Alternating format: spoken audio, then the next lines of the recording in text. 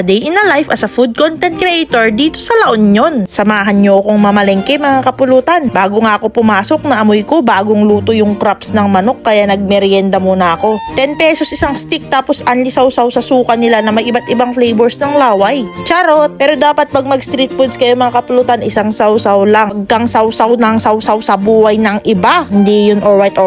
Nagpalamig na rin ako dito sa may tabi, melon juice sa halagang 10 pesos isang baso mga kapulutan. Tapos after kong nagmerienda, dumiretso na ako dito sa palengke. Market day ngayon kaya maraming nagbebenta sa labas. May mga gulay, prutas at marami pang iba. Dito pala to sa San Fernando City, La Union Public Market mga kapulutan. Alright.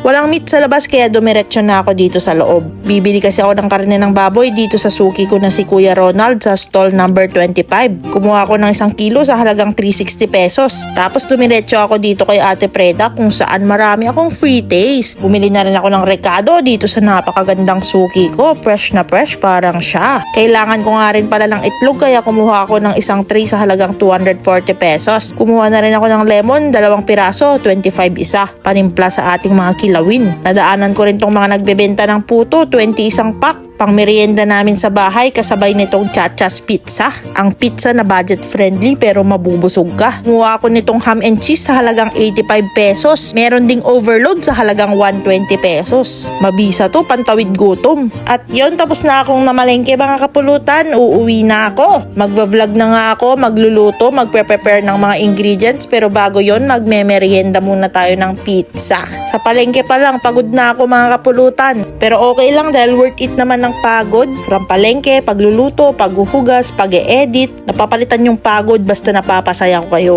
Ayun lang mga kapulutan, see you next video. Alright.